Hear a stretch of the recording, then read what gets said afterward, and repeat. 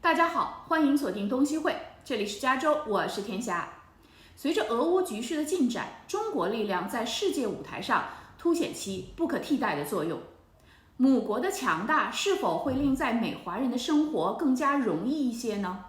答案是不一定的。华裔在美国生存，其政治地位还必须靠自己争取。华裔的态度与参与度决定了自己在美国政治生态中的地位高低。国会议员赵美心近日接受了本台记者的独家专访，她声援并希望扩大亚太裔在美国的各个领域的代表性。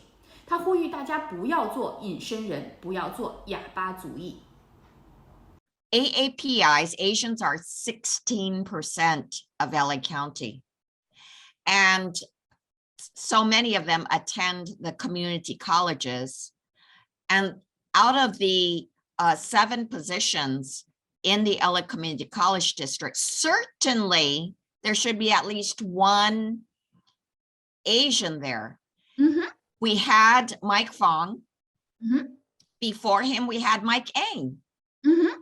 And we've had other people throughout time, but it is only fair, and I think it's necessary, for there to be a diversity of viewpoints for the student population that is there. Exactly. We should have a representative that represents this population in this community. Exactly. So, first of all, there are many issues that AAPI students face that could be that an AAPI on the board could be very sensitive to, such as anti-Asian hate. Totally agree.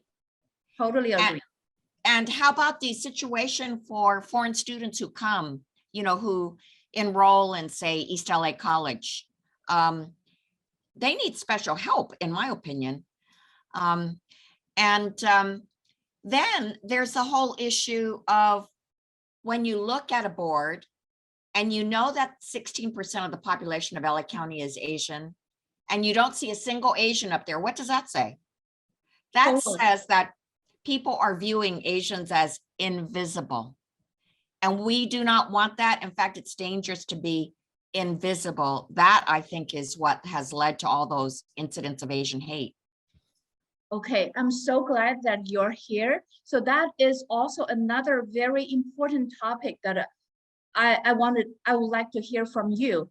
Why do you think there's a lot of cases that involving Asian hate? Yeah, we know that after the Biden administration got onto board and the crime rate against Asian going up to 500%. That's my number. Some number says that 390%. It's huge. What do you think? So it started with, throughout time, throughout history, there has been anti-Asian discrimination. We know back in 1882 when they passed the Chinese Exclusion Act of 1882.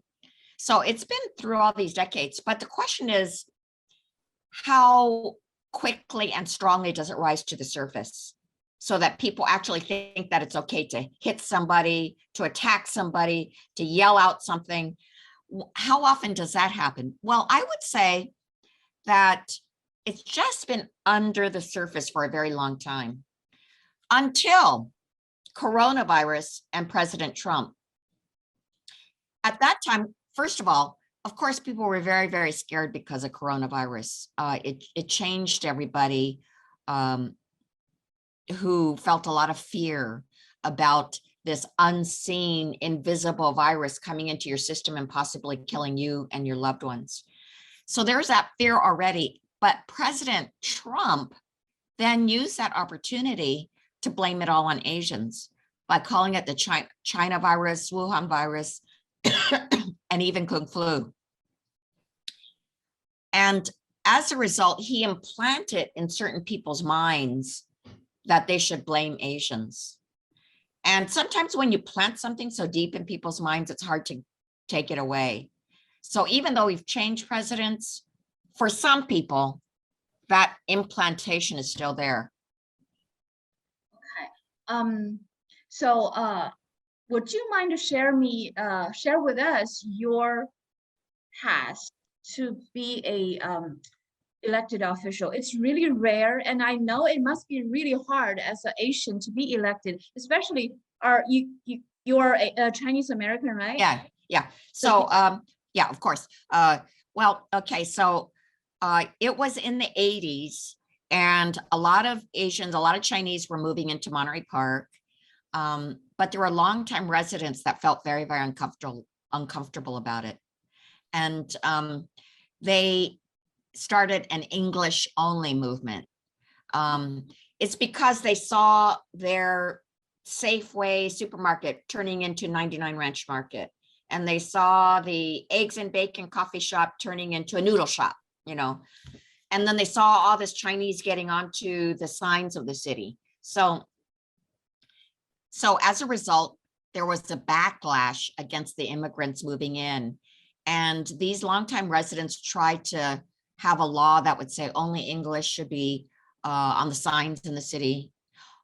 Only English books should be in the library. And then finally, they passed a resolution that said that only English should be spoken in the city. So that was the last straw. And that's when I joined a whole big group of people to get signatures on petitions to say you should overturn this resolution. And so we did get thousands of signatures, and finally the city council did overturn that resolution. But then it became very clear that the city council did not represent the city, because there were not voices on the city council that said, no, you should not, pass these kinds of laws. It's a slap in the face to a third of the residents who live here. Mm-hmm. And so and we should be working hard to bring people together instead. So that's why I ran for city council, to be that voice for bringing people together, to empower the new residents that were coming into the city, to bring them into the city government rather than pushing them away. And so, yeah, it was really hard. It was hard in those days running for city council because there were not too many Asians doing this. Do you have facing any challenges in Congress because you are a Chinese American? Think compared to right now, the situation between China and American is kind of more sensitive. It is more. It is. I do have a big challenge.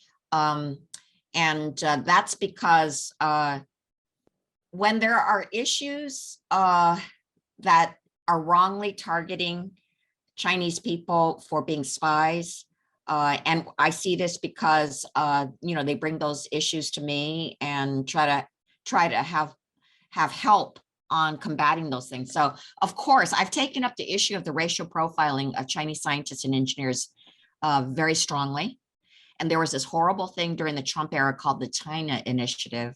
And what they were doing was just targeting the Chinese scientists and engineers, and for nothing, they forgot to put on the application that they taught for a summer in a Chinese university. Boom, next thing you know, they're arrested, and it ruins their lives. Anyway, we could see it very clearly that this China Initiative was very destructive. And so I pushed very hard to put an end to it. I met with the U.S. Attorney General, with his Assistant Attorney General. We talked about it constantly in the media. And finally, I'm very happy to tell you that 2 weeks ago, it was ended. Really? Yeah. Congratulations. Yeah. Thank you so much. But it was very hard to do because, some people in government, they don't want to look like they're soft on China. I said, why then is there no Russia initiative? Why is there no North Korea initiative? Why is there no Iran initiative? 像国会议员赵美心这样的民选官员，一直为民请命，一直为华裔奔走呼号，值得各界的支持。也希望在美国中期选举期间，有更多的华裔会站出来，参与到美国的政治生态中来。这里是东西会，感谢您的收看，我们下次节目再见。